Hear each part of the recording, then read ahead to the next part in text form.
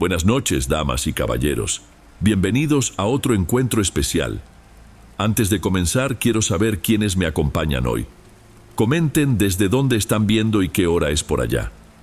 Bueno, vayamos con el primer relato.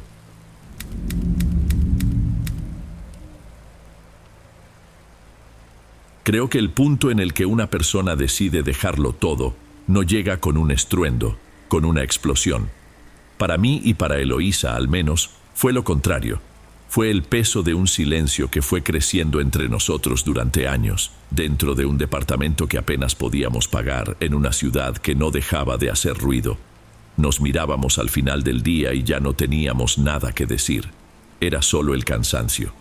Un cansancio profundo, en los huesos, de trabajar en turnos que no coincidían, de criar a nuestra hija, Sofía, en un lugar donde la amabilidad era un artículo de lujo. La idea de marcharnos vino de un conocido de mi antiguo trabajo. Habló de un pueblo, un lugar perdido en la sierra a unas buenas horas de la Ciudad de México. Dijo que la tierra era barata y que la comunidad vivía casi por su cuenta. En el momento pareció una locura, pero la semilla quedó ahí, creciendo en nuestro agotamiento. Queríamos que Sofía supiera lo que es pisar la tierra, que aprendiera el nombre de algún pájaro. Para ser sincero, creo que queríamos eso para nosotros también. Un nuevo comienzo sin público. El camino para llegar ya era una advertencia. Después de salir de la autopista principal, tomas una carretera de asfalto parchado que serpentea cuesta arriba. En cierto punto, sin ninguna señal, hay una entrada de terracería. Es ahí. El coche se sacudía, la maleza arañando la pintura en los costados, y con cada curva el monte parecía más denso, más antiguo. Eloísa tenía los ojos brillantes, ansiosa. Yo solo podía pensar en si el motor aguantaría. Cuando el bosque finalmente se abre, ves el lugar. Unas pocas casas de madera oscura y techo sencillo, esparcidas alrededor de una casona antigua, de pintura blanca y descascarada, que parecía ser el centro de todo. La neblina de la tarde ya comenzaba a bajar de la ladera, ahogando los sonidos. El olor era a hierba mojada y a humo de leña.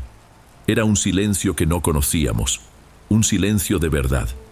Y por un momento, creí, pensé, listo, lo encontramos. Nuestra cabaña era una de las más alejadas, pequeña, con olor a madera vieja y aguardado.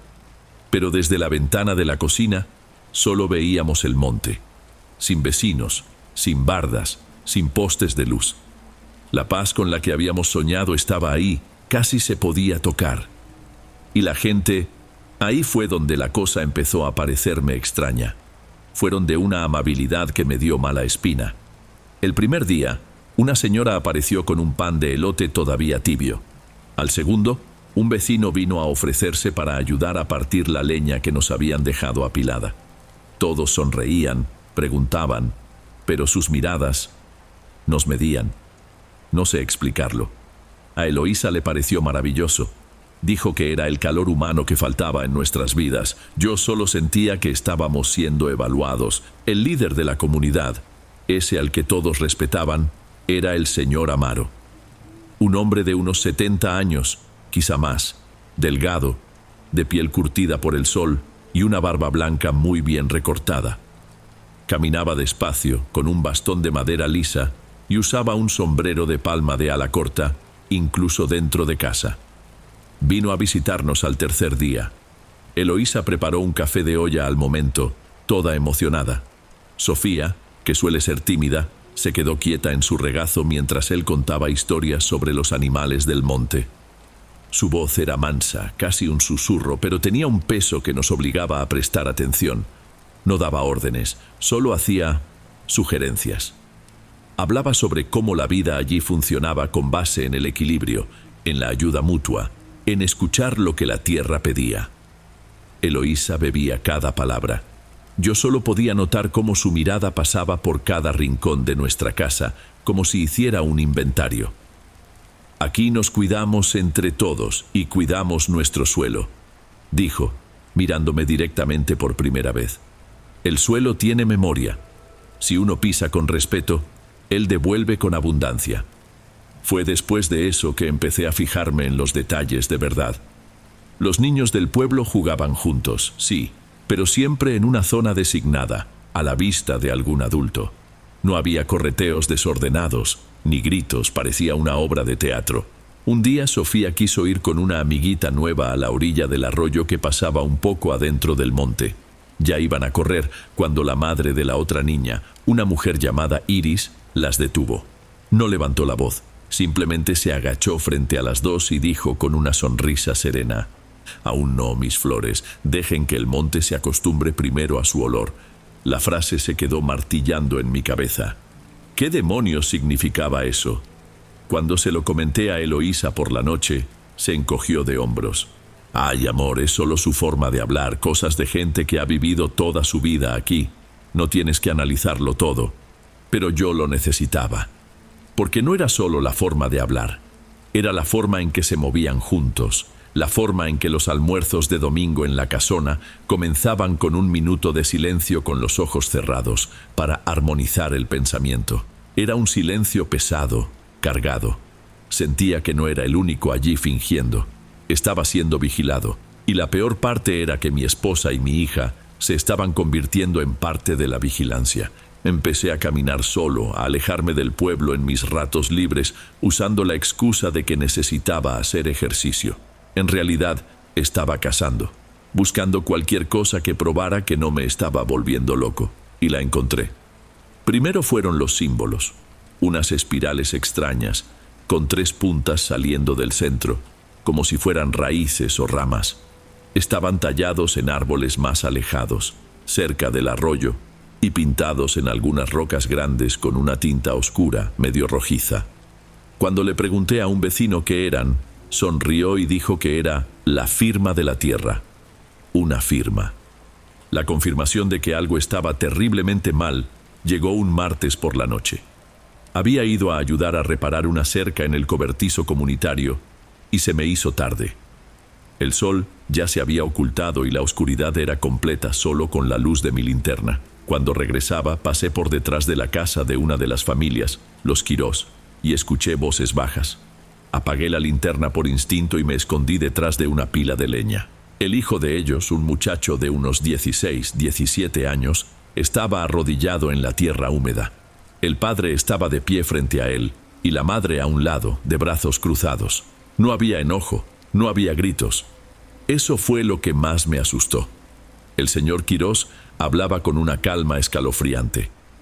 «Tienes que vaciar la cabeza», decía, la voz firme y baja. «La necedad hace ruido, y a la tierra no le gusta. Solo escucha a quien se humilla. Pide perdón por tu voluntad». El chico murmuraba algo demasiado bajo para que yo entendiera. Temblaba. Se podía ver cómo se sacudían sus hombros. «Más alto», ordenó la madre sin emoción. «Necesita oír que te arrepientes». Me quedé allí, agachado en la oscuridad, con un sabor amargo en la boca. Quería saltar, gritar, hacer algo, pero mi cuerpo no respondía. Aquello no era un castigo, era un ritual, un quiebre. Estaban quebrando a su propio hijo, a propósito. Me fui sin hacer ruido, sintiendo las piernas pesadas. Llegué a casa y Eloísa estaba leyendo en el sofá con Sofía ya dormida. No pude contenerme. Le conté todo, la voz saliéndome más temblorosa de lo que quería. Le hablé del chico arrodillado en la oscuridad, de las palabras del padre, de la frialdad de la madre. Esperaba que se horrorizara, que finalmente viera. Pero ella solo cerró el libro lentamente y me miró con una expresión que nunca le había visto. Era lástima. Lástima por mí. «No entiendes, ¿verdad?», dijo, y su voz era casi la del señor Amaro. «Solo puedes ver lo que es extraño, no el propósito. ¿Y si ellos tienen razón? Aquí Sofía no corre peligro. Aquí la gente se cuida». «¿Cuidan?», casi grité. «Eloísa, estaban humillando al muchacho». «Le estaban enseñando», corrigió, ahora con una firmeza aterradora. «Estaban garantizando el equilibrio. Fue Amaro quien nos enseñó. A veces, para que un árbol crezca fuerte, tenemos que podar las ramas necias. Esa noche estuve seguro, no estaba luchando solo contra un pueblo raro. Estaba luchando contra la mujer que amaba para salvar a nuestra hija, y estaba perdiendo. Después de esa noche, un silencio enorme creció entre Eloísa y yo. Apenas nos mirábamos. Empecé a dormir en el sofá, con la excusa de que estaba roncando mucho. Ella no protestó. Vivíamos en la misma casa, pero en mundos diferentes.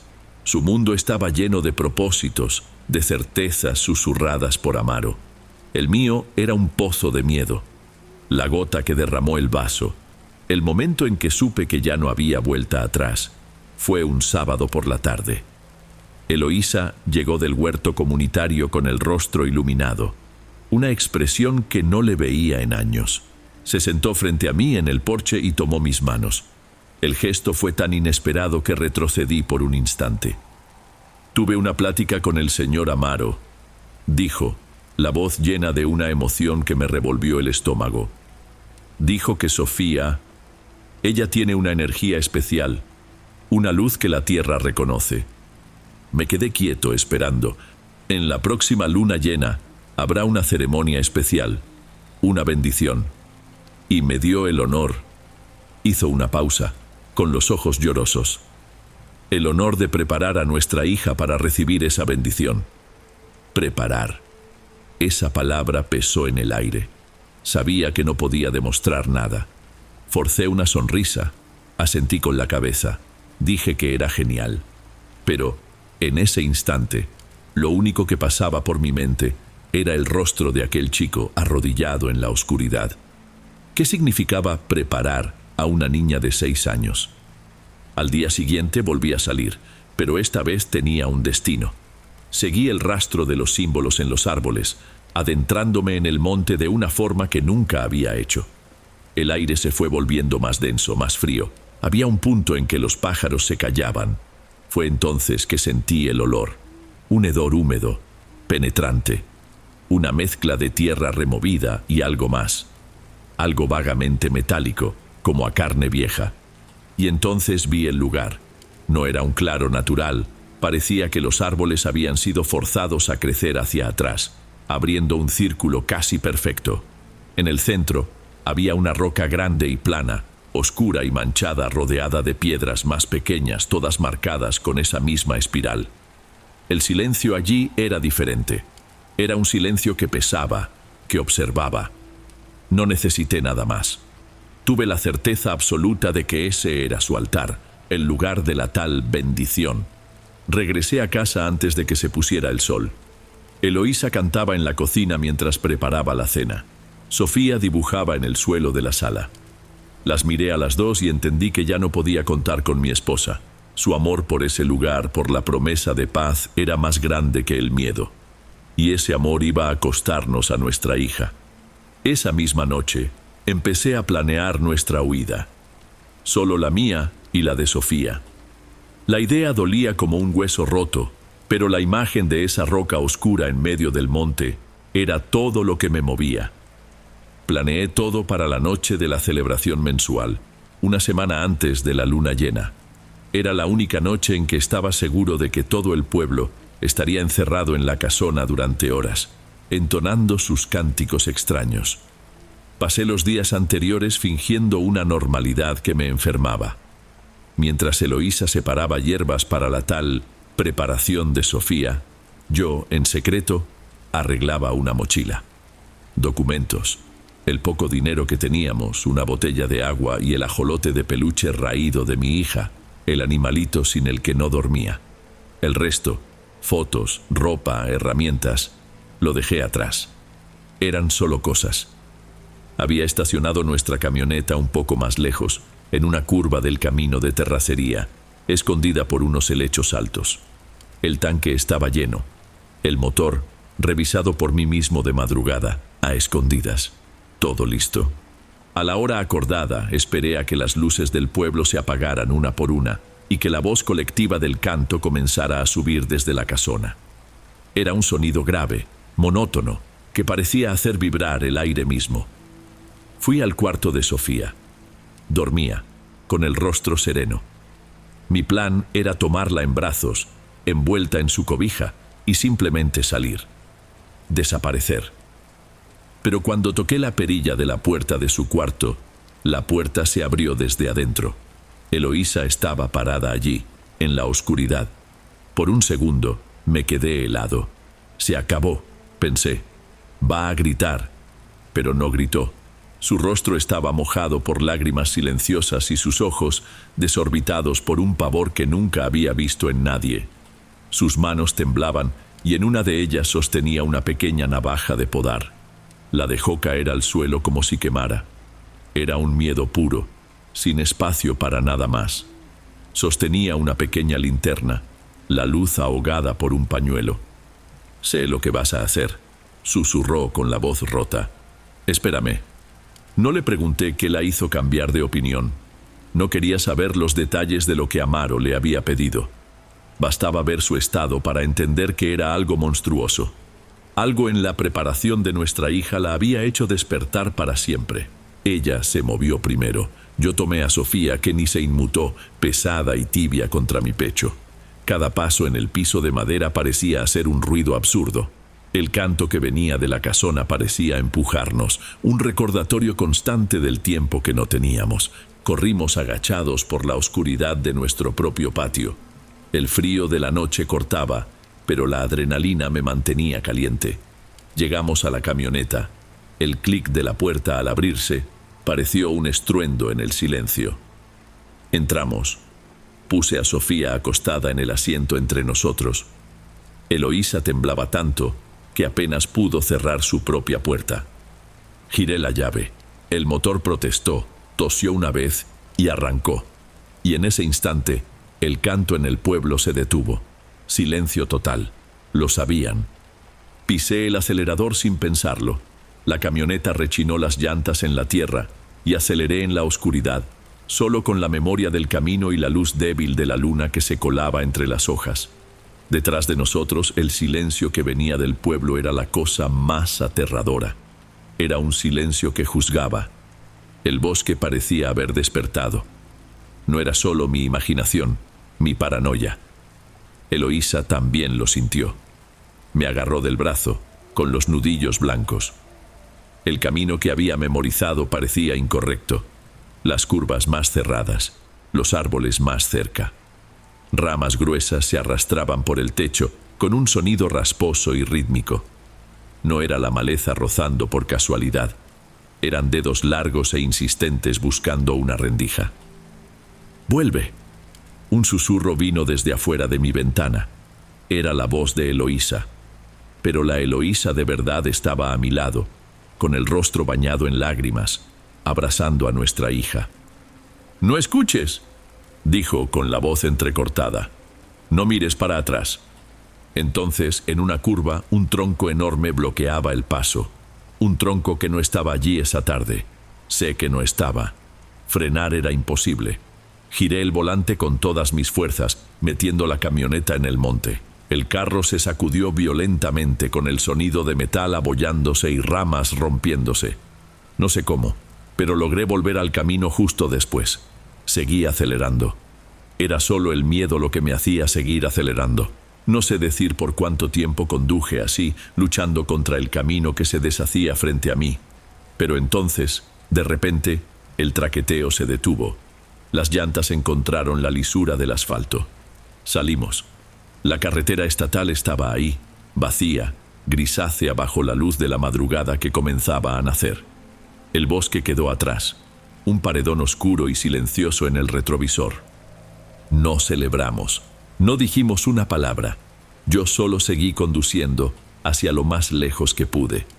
Ya pasaron 6 meses. Nos mudamos a una casita sencilla en el perímetro de una ciudad pequeña, un lugar sin nada de especial, un lugar normal.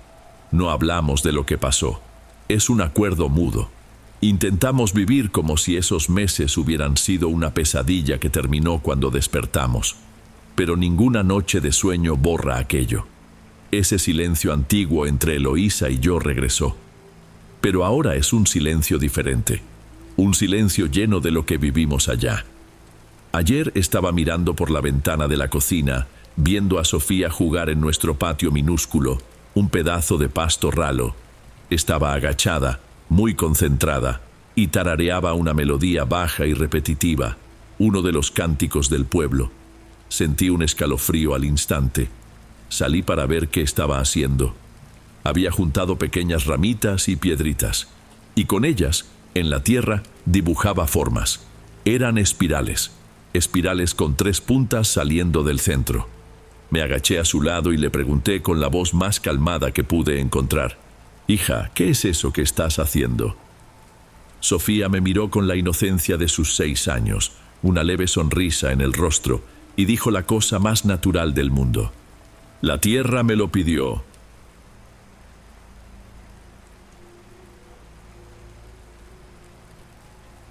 Antes de pasar al siguiente relato, asegúrate de estar suscrito al canal y de haber activado la campanita para recibir las próximas historias.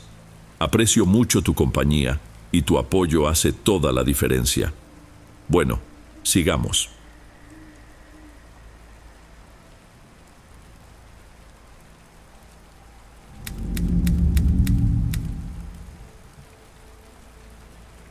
Buenas noches, Don. Me llamo Jorge. Ni siquiera sé bien por dónde empezar a contar esto. Quizá por el olor. El olor a polvo caliente, ¿sabe? Ese que se levanta de la tierra cuando el sol la quema. Hacía meses que nuestra vida tenía ese olor. El rancho, que un día fue el sustento de mi abuelo y de mi padre, se había convertido en un terreno baldío de suelo agrietado, duro como piedra. Las plantas de maíz que intenté salvar parecían unos palitos secos clavados en el polvo. Dentro de la casa, la cosa no era mucho mejor. Una casa humilde, de ladrillo sin aplanar, con unas tejas que se calentaban tanto que el aire adentro se sentía pesado, difícil de respirar. Estábamos solo yo y mi hijo, Murilo, de 6 años de edad. Su madre no aguantó la miseria. Se fue a la ciudad a probar suerte. No la culpo. ¿Quién, en su sano juicio, querría quedarse a ver el final? Y el final parecía cerca. Ya nos habíamos comido casi todo lo que teníamos guardado. Quedaba un poco de harina de maíz y el fondo de un saco de frijoles.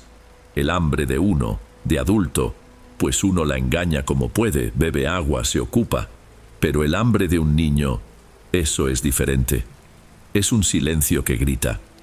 Murilo ya no corría por el patio, ya no tenía ánimos para jugar con el perro flaco que todavía insistía en quedarse por ahí. Pasaba la mayor parte del día sentado en el escalón de la puerta, en la pequeña franja de sombra, solo mirando a la nada. Aquello me destrozaba. Cada noche me acostaba en la cama y me quedaba mirando el techo, escuchando su respiración débil en el colchón de al lado. La desesperación llegaba en ese momento.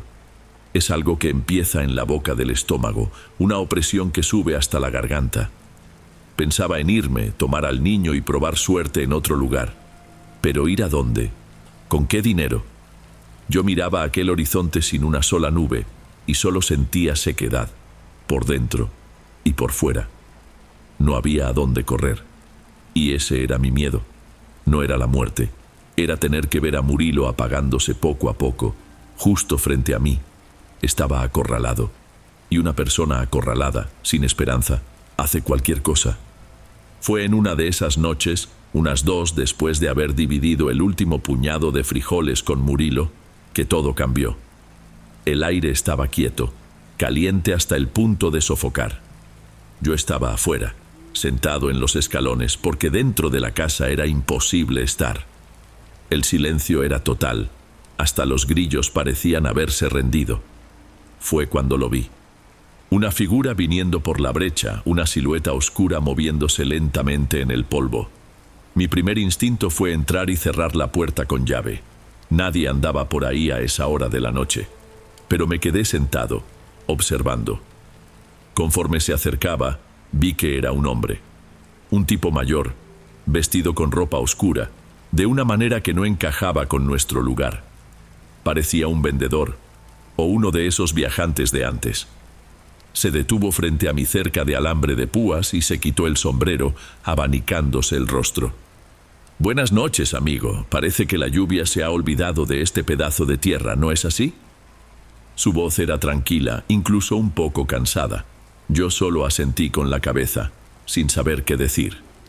«Es buena tierra esta suya», continuó mirando alrededor hacia el terreno muerto.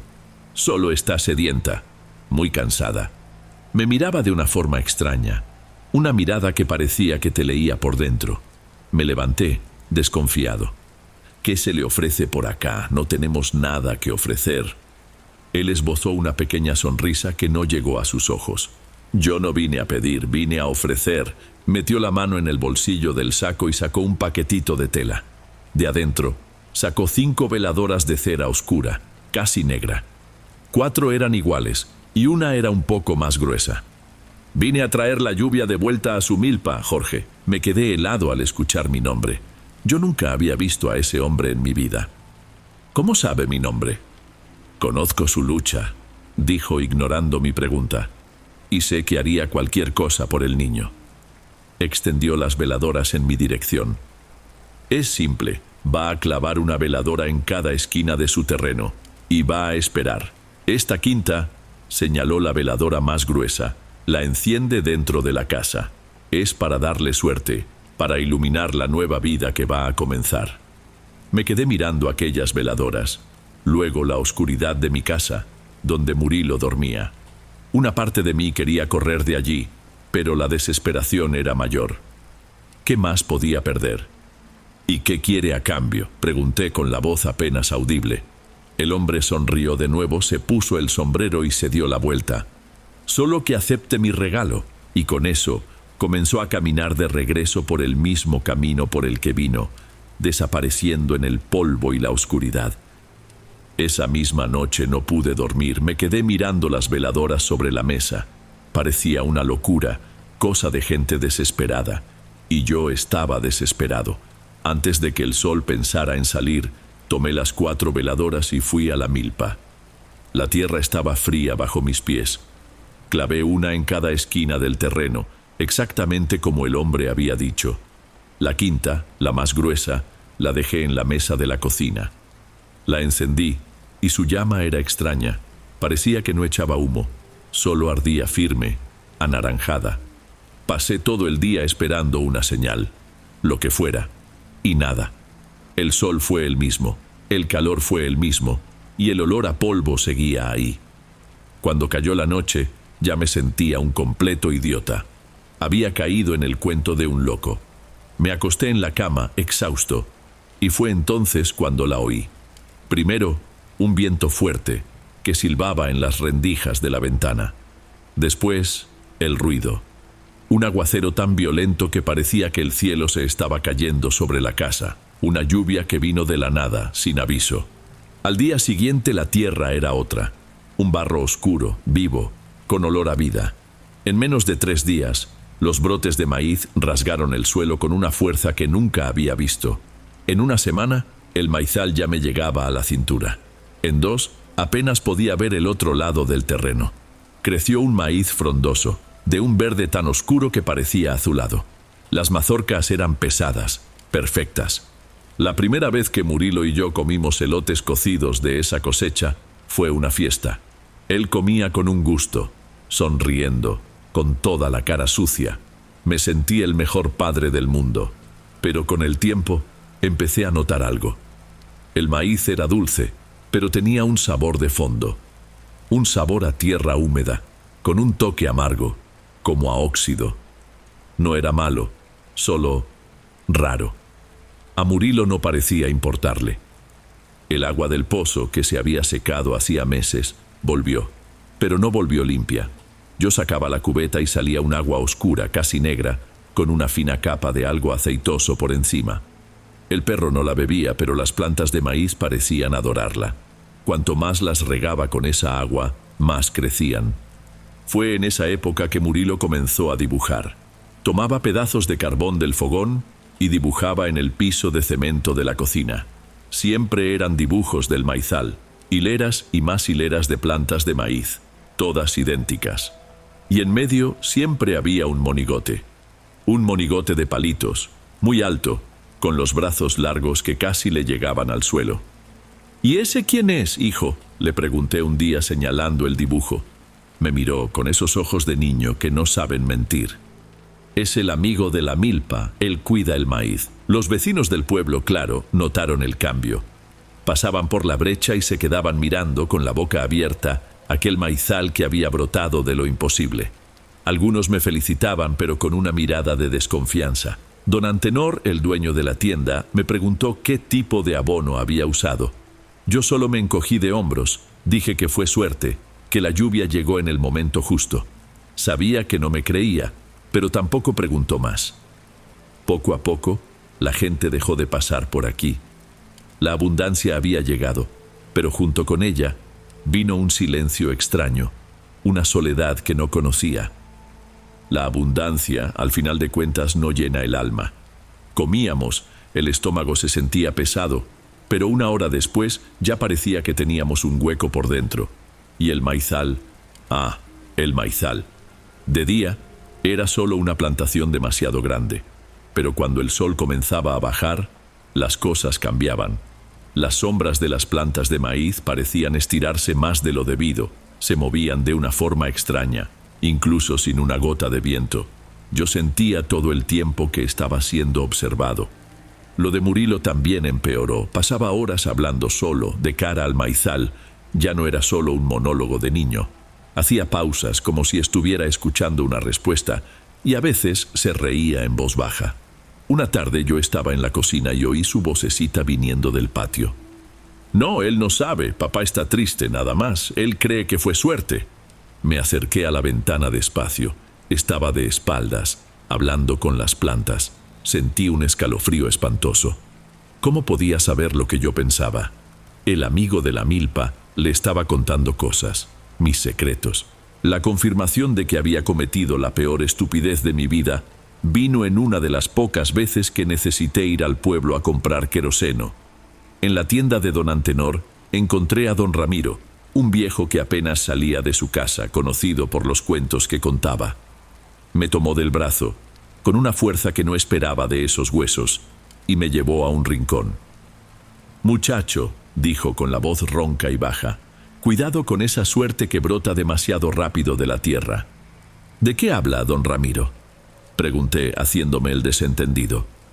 Sus ojos eran hundidos, llenos de una tristeza antigua. «Cuando yo era joven, un compadre mío tuvo la misma suerte que tú. Su parcela, seca como estaba, se convirtió en el lugar más verde de la región de la noche a la mañana. Se hizo rico. Hasta coche se compró. Un día simplemente desapareció. Su mujer lo buscó, la policía lo buscó, nunca lo encontraron. Lo único que quedó fue la tierra, más verde y frondosa que nunca. Hay deudas que no se pagan con dinero, ni con animales. Hay deudas que se pagan con uno mismo». Me soltó y se fue, dejándome ahí parado en medio de la tienda, con el corazón latiéndome en la garganta. No esperé más. Volví a casa corriendo. El pavor me golpeó con fuerza. Necesitaba sacar a Murilo de allí. Eché unas pocas ropas en una bolsa, tomé a mi hijo de la mano y salí por el camino, sin mirar atrás. Murilo lloriqueaba. No entendía la prisa. Yo solo le decía que íbamos a pasear, pero el camino estaba diferente. Caminé durante casi una hora, a paso rápido. La curva que debía llevar al puente sobre el arroyo seco parecía no llegar nunca, y el sol, que debería estar casi poniéndose a mi espalda, de repente parecía estar frente a mí. Di media vuelta confundido, tratando de tomar otro atajo que conocía desde niño. Caminé y caminé, con Murilo ya cansado pidiendo que lo cargara, y cuando levanté la cabeza, ahí estaba, mi casa. El maizal alto, oscuro y la cerquita de alambre de púas. Había andado en círculo.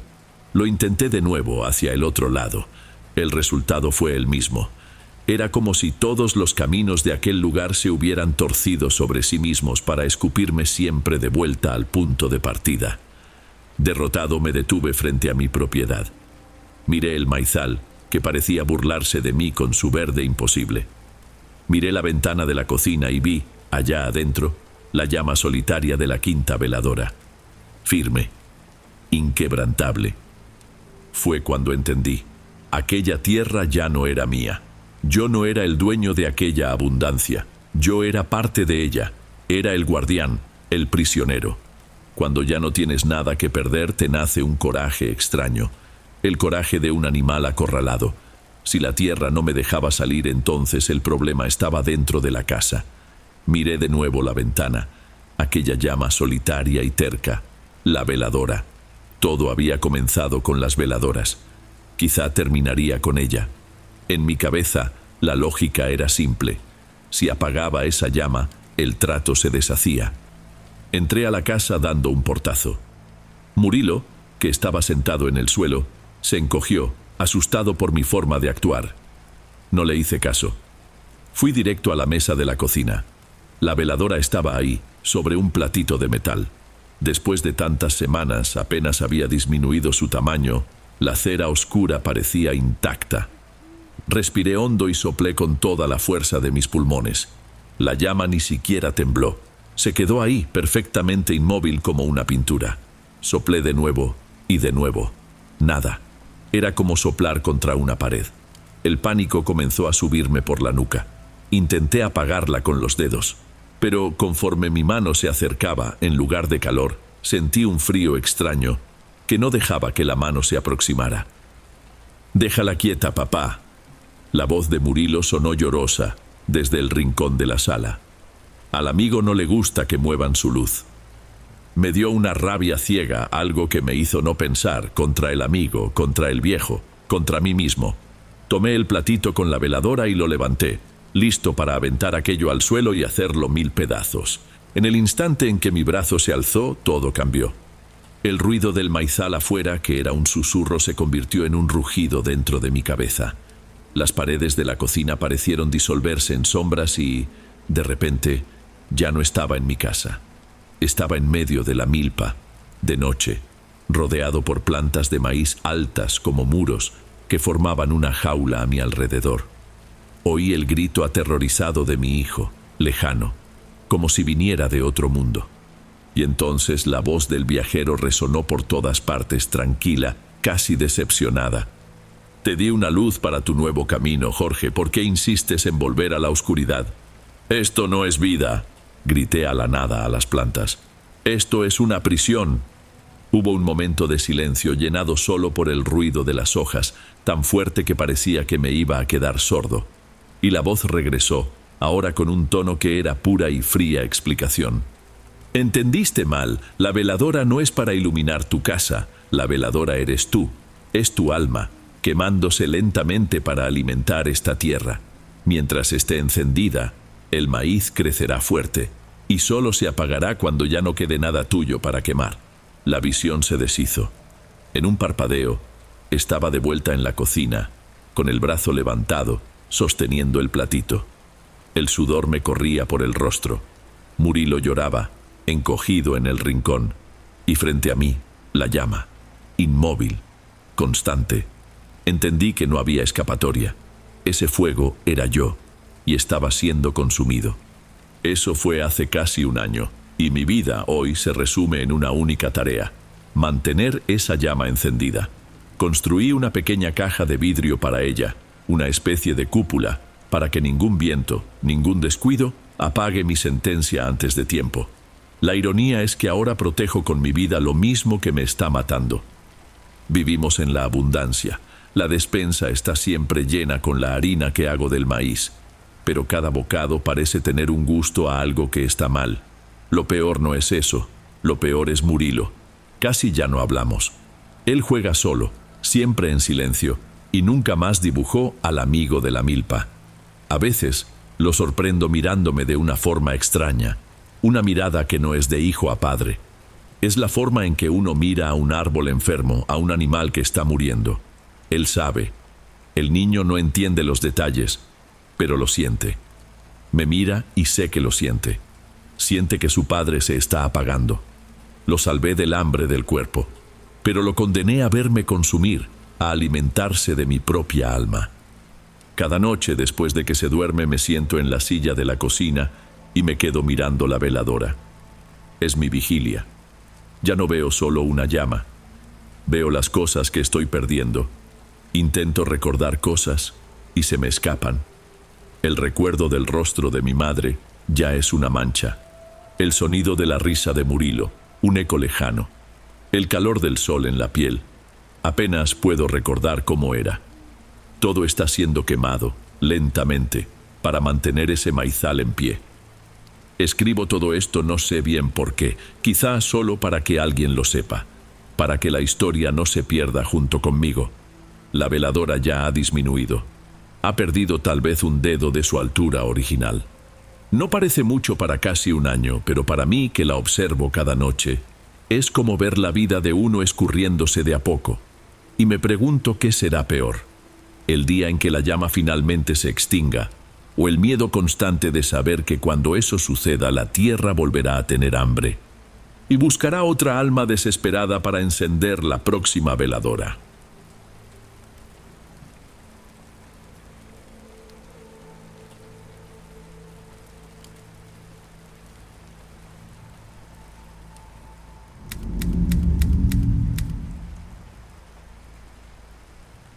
Mi nombre es Elton, y antes de que todo pasara, mi vida era simple, predecible incluso. Vivía en uno de esos pueblos pequeños del interior, ¿sabes? Donde el asfalto parece que se va a derretir al mediodía y todo el mundo se entera de la vida de todos antes de que se ponga el sol. Yo tenía mi chamba, que no era la gran cosa, pero pagaba las cuentas. Tenía mis amigos de siempre, y tenía a Thaís. Llevábamos de novios casi 2 años. Era un noviazgo bueno, tranquilo, de esos que toda la familia aprueba y que ya tienen un guión medio escrito: compromiso, boda, una casa con patio. Yo quería a Thaís, la quería de verdad. Su presencia me daba una sensación de seguridad, de normalidad. Y, por un buen tiempo, creí que eso era todo lo que necesitaba. Pasa que uno se acostumbra a las cosas, se acostumbra al calor, al polvo, a los silencios, hasta que algo o alguien lo rompe todo. Para mí, quien rompió todo eso fue una persona, y regresó al pueblo a principios de ese año para cursar el último año de preparatoria en la misma escuela que yo. Su nombre era Luan, o al menos ese era el nombre que yo conocía. Se había mudado con su mamá a la capital hacía ya varios años, y el recuerdo que tenía de él era el de un niño flacucho con el que jugaba a las escondidas en la canchita de tierra, pero aquella mañana en la entrada de la escuela no fue un niño lo que vi. Él, ahora ella, se presentaba como Luna. Tenía el pelo largo, recogido de una forma que nunca había visto, con unos listones amarrados. Usaba ropa suelta, colorida, y me miró con una intensidad que parecía saber exactamente quién era sin ningún miedo de mostrarlo. Yo tuve miedo. Los primeros días intenté ignorarla. Fingía que no la veía, me desviaba por los pasillos. La gente de la escuela, claro, no perdonaba. Los comentarios eran susurrados, pero llegaban hasta mí. Que era rara, que se vestía de forma extraña. Yo solo escuchaba de lejos, intentando convencerme de que aquello no tenía nada que ver conmigo. Thaís también lo notó. Se quedaba viendo a Luna, intentando entender qué onda con ella. Una tarde, a la salida, comentó, medio en broma, medio en serio: «Cuidado con tu nueva amiga, Elton, hay algo en ella que atrae la mirada». Solté una risa nerviosa sin saber qué decir, y esa sensación de no saber qué decir comenzó a volverse rutina. La noche en que todo se rompió por completo fue en la fiesta de cumpleaños de Toño. Era en una quinta pequeña, un poco alejada del pueblo. Había música a todo volumen saliendo de unas bocinas al límite, luces de colores colgadas en los árboles y esa mezcla de olor a tierra mojada con carne asada. Yo ya me había tomado unos tequilas. Estaba medio mareado, sintiendo el mundo girar lentamente. Y ahí estaba Luna. Bailaba de una forma suelta, como si estuviera en otro mundo. Nuestras miradas se cruzaron en medio de la multitud. Fue solo un instante, pero fue suficiente. Sonrió e hizo un gesto con la cabeza en dirección a un rincón más alejado de la casa. No recuerdo haber aceptado, pero mis piernas me llevaron hasta allá. Nos quedamos platicando cerca de un árbol de mango, lejos del ruido principal. Su voz era calmada, y la forma en que me miraba era directa, sin filtros. En algún momento me besó, o yo la besé. La verdad es que no sé quién de los dos tomó la iniciativa. Solo sé que pasó. Fue un beso rápido, cálido, que me dejó sin pensar en nada más por unos segundos. Pero también fue un beso que trajo un frío extraño justo después, porque en cuanto nos separamos, escuché una risita viniendo de la oscuridad. «Órale, Elton», la voz era de Vinicio, un tipo del último año que siempre estaba donde no lo llamaban. Solo dijo eso y se fue, riéndose por lo bajo. En ese momento sentí que se me revolvía el estómago, una sensación que no se me quitó en días. Al día siguiente en la escuela el aire se sentía diferente, o tal vez era yo el que estaba diferente. Sentía las miradas. Nadie me decía nada de frente, claro. El veneno de pueblo chico no funciona así. Actúa en los silencios, en las conversaciones que se detienen cuando llegas, en la forma en que la gente te mira un segundo de más. La risa de Vinicio parecía resonar en cada rincón. Thaís también estaba extraña. Me preguntó con una calma que no era la suya si había hablado con Luna en la fiesta. Lo negué. Dije que apenas la vi. La mentira me salió torcida. Me miró de reojo, con una desconfianza que nunca había visto en aquellos ojos. Para intentar arreglarlo todo, para acallar esa voz en mi cabeza, hice lo único que me pareció lógico en ese momento. Le pedí a Thaís que se casara conmigo. Se lo pedí ahí mismo, frente al portón, con todo el mundo mirando. La sonrisa que se dibujó en su rostro fue como si hubiera estado esperando eso toda la vida. Y por unos días me aferré a esa escena. Me repetía a mí mismo que era lo correcto, que lo que pasó con Luna no fue más que un error, una debilidad causada por la bebida. Solo que la mala sensación no se iba, y fue entonces cuando las cosas empezaron a aparecer. Lo primero fue un ojo de venado pequeño y gastado que encontré en medio de mis cuadernos. No era mío. Yo nunca había tenido uno de esos. Pensé que tal vez se le había caído de alguna mochila, qué sé yo. Lo arrojé al fondo de un cajón e intenté no pensar más en el asunto. Unos días después encontré un listón de esos de algún santo, ya medio descolorido, metido en mi cartera, entre los billetes. Me quedé helado. ¿De dónde había salido eso? Revolví la cartera, la mochila, los bolsillos. Nada. Yo no lo había comprado, nadie me lo había dado. Simplemente estaba ahí. Comencé a sentir un escalofrío constante, una sensación de ser observado incluso cuando estaba solo en mi cuarto. Cada risa fuerte en el pasillo de la escuela parecía ser sobre mí. Cada vez que veía a Luna de lejos, con esa actitud tranquila suya, sentía una mezcla de rabia y otra cosa, algo que no tenía el valor de nombrar. Fue entonces que la idea empezó a tomar forma en mi cabeza. Una idea absurda, pero que, en mi desesperación, cobraba una especie de sentido terrible. Aquello no podía ser solo cosa mía. Tenía que ser ella. Luna me estaba haciendo algo. Un amarre, un hechizo, una brujería. Un trabajo, como decían los viejos. Tenía que ser. Era la única explicación que me permitía seguir siendo yo mismo. El Elton que era novio de Thaís y que tenía una vida normal por delante. Mi noviazgo con Thaís comenzó a desmoronarse. Ella tenía razón al quejarse. Yo estaba ausente, distante. A veces me tomaba la mano y yo me encogía sin querer. ¿Cómo podía exigirme que estuviera presente si ni yo mismo me encontraba? «¿Qué está pasando, Elton?», me preguntó una noche con la voz cansada. «Parece que estás en otro lugar». No supe qué responder. Decir la verdad. ¿Qué verdad? ¿Que creía que estaba siendo embrujado por la nueva de la escuela? Sonaría a locura. Así que mentía. Decía que era estrés de la chamba, cansancio. Y cada mentira solo nos alejaba más. La gota que derramó el vaso fue un jueves por la noche. Volví tarde a casa, después de dejar a Thaís en la suya. La discusión había sido fea. Entré a casa pisando fuerte, fui directo a mi cuarto, y cuando abrí la puerta me paralicé. Había un círculo hecho de cenizas en el suelo, justo frente a la entrada. Y en medio del círculo, una figura pequeña, un muñeco tosco hecho de ramas secas amarradas con hilo negro. Me quedé unos segundos sin poder moverme, solo mirando aquello. El miedo era tan fuerte que apenas podía respirar. Alguien había entrado a mi casa.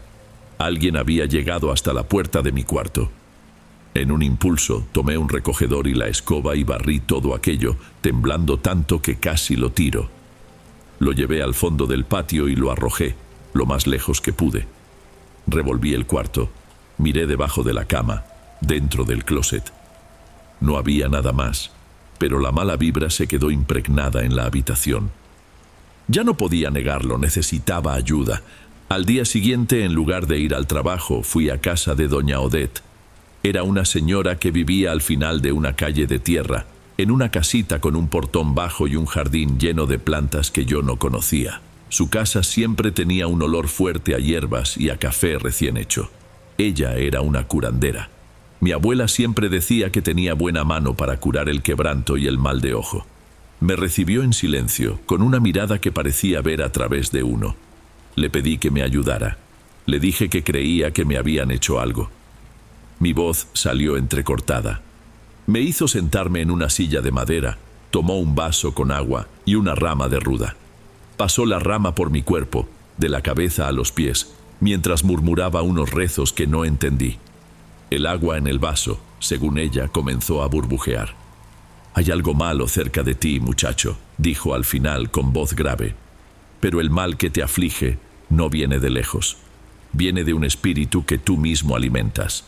Si dejas de darle fuerza, se muere de hambre». Salí de allí más asustado que cuando entré. Para mí esas palabras eran la confirmación. El espíritu que yo alimentaba solo podía ser la influencia de Luna sobre mí. Doña Odette lo había visto. Era real. Y si era real, necesitaba hacer que se detuviera, a cualquier costo. La confirmación de doña Odette me dio una especie de valor retorcido. El valor que nace de la desesperación. Si era una guerra, ya no iba a recibir los golpes en silencio. Iba a confrontar la fuente de todo aquello. Esperé al final de la última clase, la tarde siguiente. Me quedé cerca del portón, sintiendo el estómago revuelto. Cuando Luna salió, caminaba con esa misma tranquilidad de siempre, que ahora me parecía una burla. Me paré frente a ella, bloqueándole el paso. Varios alumnos que salían empezaron a caminar más lento para ver la escena. ¿Podemos hablar? Mi voz sonó más dura de lo que planeaba. Ella solo levantó una ceja esperando. ¿Por qué me estás haciendo esto? Solté, sin poder controlarme. Luna parpadeó, genuinamente confundida. ¿Haciendo qué, Elton? Tú sabes perfectamente. Casi grité, y algunas personas se detuvieron por completo para mirar. El beso, las miradas y las cosas que me dejas. Las brujerías. Me estás embrujando para confundirme, para arruinar mi noviazgo. Un silencio pesado cayó a nuestro alrededor. Luna me miró, y por primera vez vi algo más allá de la calma. Vi una herida profunda. Soltó una risa, pero fue una risa sin nada de humor. Triste. Elton, dijo con la voz baja pero lo suficientemente firme para que solo yo la oyera. Yo no necesito ninguna brujería para que sientas lo que sientes. El problema es que no tienes el valor de enfrentarlo. La única persona que te está embrujando aquí eres tú mismo. Aquello me destrozó. Sentí mi cara arder de vergüenza. Sin poder decir una palabra, le di la espalda y me fui caminando rápido, casi corriendo, con las miradas de todo el mundo en mi nuca. Llegué a casa trastornado, entré a mi cuarto y cerré la puerta con seguro. La rabia había desaparecido y en su lugar solo quedó un vacío y una duda horrible. ¿Y si ella tenía razón? Con las manos temblorosas, abrí el cajón donde había arrojado el ojo de venado. Tomé la cartera de donde saqué el listón de santo. Miré esos dos objetos, forzando mi mente a regresar, a recordar. El listón era azul, descolorido. Recordé un viaje que hice con mis papás, hacía muchos años, a la costa de Veracruz. Una de esas excursiones de un día. Le había comprado el listón a un vendedor en la playa y lo guardé en la cartera, y lo olvidé por completo. El ojo de venado. Era pequeño, liso por el tiempo. Y entonces la imagen vino, nítida como una foto. Mi abuelo, sentado en el porche, sosteniendo uno idéntico, diciendo que era para espantar la envidia. Murió hace unos 3 años. Debí haberlo tomado de sus cosas y guardado. como un recuerdo silencioso. No era luna, no era brujería, eran pedazos de mí mismo, fragmentos olvidados de mi propia vida que mi mente, en pánico, transformó en armas de una guerra que solo existía en mi cabeza. El único misterio que quedaba era el círculo de cenizas. Eso no podía explicarlo. A veces, en el silencio de la noche, todavía me pregunto si no fui yo mismo, en un momento que mi memoria simplemente borró. Pero, de repente, ya no parecía el centro de todo. Era solo una anomalía. El único hechizo ahí era mi propio miedo. El monstruo de la historia era yo. Y, encerrado en ese cuarto, finalmente entendí la magnitud de la estupidez que había cometido. Esa noche el cielo se cayó, una de esas tormentas de verano, con relámpagos que rasgaban la oscuridad y truenos que hacían temblar las ventanas. La luz, como siempre, no aguantó y se fue. Me quedé en la penumbra, escuchando la lluvia golpear con fuerza el techo. Mi abuela decía que en noches así no se debe salir de casa, que es cuando los espíritus andan sueltos. Pero no pude quedarme quieto. Abrí la puerta y salí a la lluvia. No me importó mojarme. El agua helada en la cara parecía lo único real en ese momento. Caminé sin rumbo por las calles desiertas e inundadas. El pueblo parecía otro, lavado y sombrío. Pasé frente a la escuela, frente a la casa de Toño, rehaciendo el camino de mis errores. Y entonces la vi.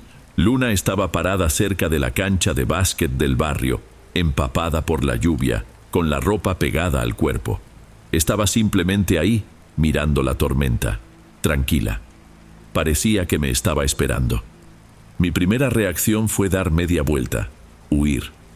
Pero mis piernas no obedecieron. Caminé en su dirección, temblando por dentro, llano de frío. «¿Qué haces aquí?», pregunté, la voz casi desapareciendo en el ruido del agua. «Te estaba esperando», respondió sin sorpresa. Todo el discurso que había ensayado, toda la rabia, toda la confusión, todo se deshizo. Lo que quedó fue solo el cansancio. «No entiendo nada», dije, sintiendo un nudo en la garganta. «No sé por qué me siento así. De verdad, pensé que era un hechizo. Pensé que me habías hecho algo». Luna me miró con esos ojos que parecían atravesar cualquier defensa. «Yo nunca te he hecho nada, Elton. Lo que sientes es tuyo. Siempre lo ha sido». Las lágrimas finalmente llegaron mezclándose con la lluvia en mi rostro. «No puede ser, yo soy novio de Thais, yo no soy...». La palabra se me atoró. No pude decirla, porque, en el fondo, yo sabía, desde la primera vez que la vi en el portón de la escuela. Aquello que llamé hechizo era solo el nombre que le di a mi propio miedo. «Tengo miedo», confesé finalmente. «Yo también lo tuve», dijo, con una suavidad que me calmó. «Pero tener miedo no te impide ser quien eres. Solo te impide vivir». Nos quedamos en silencio por un tiempo que pareció enorme. La lluvia empezó a disminuir, pero yo no me moví. Me acerqué un poco más, no para un beso, no todavía, solo para estar cerca, para no sentirme tan solo en esa guerra. «Ya no quiero huir». Ella sonrió, una sonrisa pequeña, de lado. «Entonces quédate». Y me quedé, ahí, en la calle mojada, mientras el mundo se secaba a nuestro alrededor. No había ninguna maldición. El problema era yo, y apenas entonces estaba empezando a entenderlo.